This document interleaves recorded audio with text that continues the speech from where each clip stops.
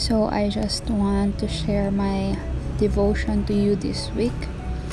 For the past months, I've been receiving this phrase, "Bless the one who comes in the name of the Lord."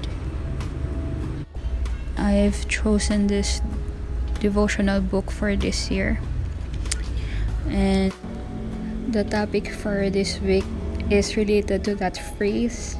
It's in Psalm 118 and Matthew 21. So I'm making this video to show you the connection between those verses.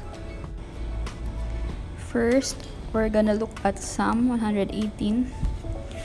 And here we're going to see that there's a gate where the righteous enter. And this gate leads to the presence of the Lord, and the godly enter there. The next one is in Matthew 21. And we're going to see here the entry of Jesus. And we're gonna see the word enter again. And it talks about doors, gates. So here on the next verse, we're going to see the people around him were shouting. And here it is again, blessing on the one who comes in the name of the Lord. And we're going to see the word enter here again. The last verse is in Matthew 23. So here, we're going to see the same phrase from Psalm 118 and Matthew 21. Blessings on the one who comes in the name of the Lord. And the key verse or the key chapter in this video is in Matthew 24. And it talks about the future, the things that are about to happen, the things that are happening now. And it talks a lot about the second coming of Jesus. I will start on verse 6. And you will hear of wars and threats of wars. But don't panic. Yes, these things must take place, but the end won't follow immediately. Nation will go to war against nation, and kingdom against kingdom. There will be famines and earthquakes in many parts of the world. But all this is only the first of the birth pains, with more to come. Then you will be arrested, persecuted, and killed. You will be hated all over the world because you are my followers. And many will turn away from me and betray and hate each other. And many false prophets will appear and will deceive many people. Sin will be rampant everywhere, and the love of many will grow cold. But the one who endures to the end will be saved. And the good news about the kingdom will be preached throughout the whole world, so that all nations will hear it, and then the end will come. Next is in verse 21. For there will be greater anguish than at any time since the world began, and it will never be so great again. In fact, unless the time of calamity is shortened, not a single person will survive, but it will be shortened for the sake of God's chosen ones. Then if anyone tells you, "Look, here is the Messiah," or "There he is," don't believe it, for false messiahs and false prophets will rise up and perform great signs and wonders so as to deceive, if possible, even God's chosen ones. See, I have warned you about this ahead of time. So if someone tells you, "Look, the Messiah is out in the desert," don't bother to go and look. Or, "Look, he is hiding here," don't believe it. For as the lightning flashes in the east and shines to the west, so it will be when the Son of Man comes. Just as the gathering of vultures show there is a carcass nearby, so these signs indicate that the end is near. Verse 29. Immediately after the anguish of those days, the sun will be darkened, the moon will give no light, the stars will fall from the sky, and the powers in the heavens will be shaken. And then at last, the sign that the Son of Man is coming will appear in the heavens, and there will be deep mourning among all the peoples of the earth. And they will see the Son of Man coming on the clouds of heaven with power and great glory. And he will send out his angels with the mighty blast of a trumpet, and they will gather his chosen ones from all over the world, from the farthest ends of the earth and heaven. Now learn a lesson from the fig tree.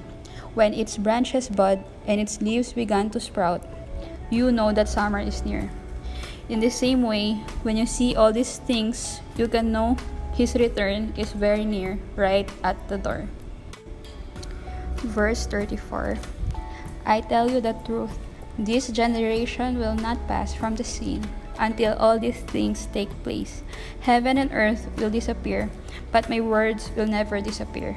However, no one knows the day or hour when these things will happen, not even the angels in heaven or the Son himself.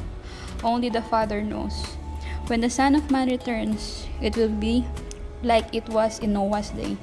In those days before the flood, the people were enjoying banquets and parties and weddings right up to the time Noah entered his boat. People didn't realize what was going to happen until the flood came and swept them all away. This is the way it will be when the Son of Man comes. So you too must keep watch, for you don't know what day your Lord is coming.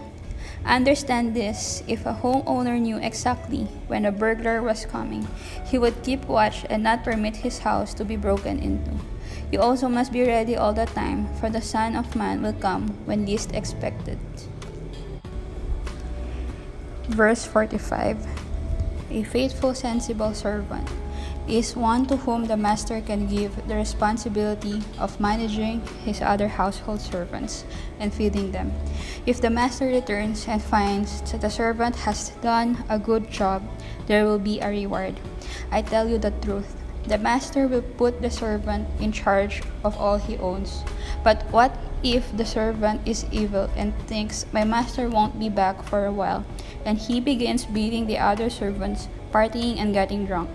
The master will return unannounced and unexpected, and he will cut the servant to pieces and assign him a place with the hypocrites. In the place there will be weeping and gnashing of teeth.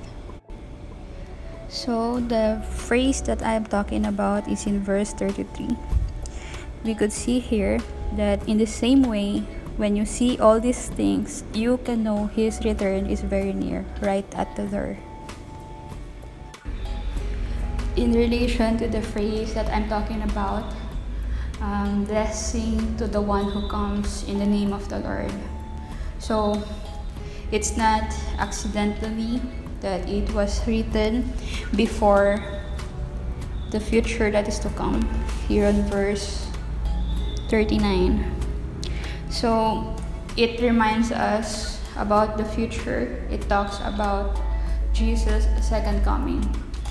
So I pray for all those who will be listening and watching this video, for my family and friends, and for other people who will be able to watch this. I pray that God would open your heart, your eyes, and your ears to the truth of His Word, that you would also understand about the future things that is about to happen. And may you find joy in studying His Word. It's really a benefit for us and not for Him, because it warns us about the things that are about to happen so we could prepare. So I hope and pray that this video would be a blessing to you, and hope you learn something from the Word of God. And I hope I made it simple by making this video, and hope you understand what I'm trying to point out.